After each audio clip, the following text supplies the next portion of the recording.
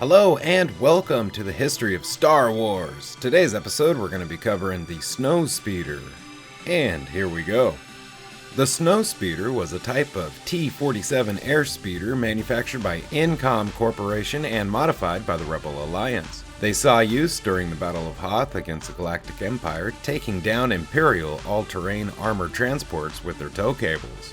The Incom Corporation T-47 Airspeeder was an airspeeder that became famous during the Galactic Civil War for its use by the Alliance as a military fighter known as the Snowspeeder.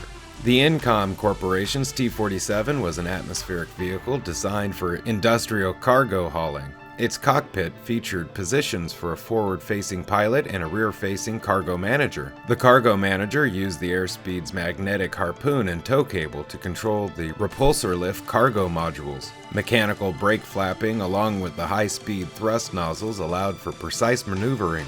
The military version of the airspeeder was piloted by one individual and featured a gunner. The T-47 was modified by the Rebel Alliance technicians into a patrol and combat craft, becoming commonly known as the Snowspeeder, especially after its extensive use at the Echo base on Hoth.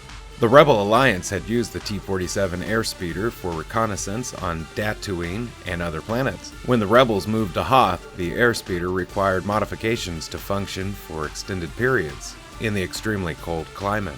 Heaters were added near the drive units, and de-icing nozzles were added to prevent icing on the control surfaces. Rebel technicians also scavenged Y-wing parts, including armor plates and control surfaces, and refitted cockpit modules of the Snowspeeder. The Rebels armed the craft with AP-11 dual laser cannons and converted the cargo manager into a gunner. Computerized targeting systems and displays were used by the gunner to control the lasers and harpoon gun. However, the pilot could still take control of the weapons if needed. Since the speeder lacked shields, armor plating was added to the hull. An advanced power plant and repulsor lift engines were installed to compensate for the added weight of the armor and weapons. Its smaller size, maneuverability, and speed allowed the ship to dodge weapons fire.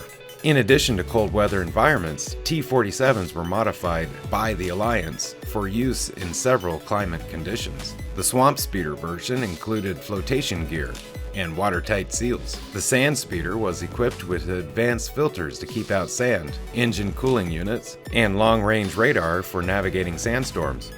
The Snowspeeder had a pressurized cockpit and more powerful repulsor lift engines for higher altitudes, and was used in patrolling the Rebel base on Abra. Aquaspeeders had water-based modifications. T-47s were used by the Rebel Alliance in hit-and-run missions during the Galactic Civil War. The T-47 was also vital to Alliance tactics such as Attack Pattern Beta and Attack Pattern Delta.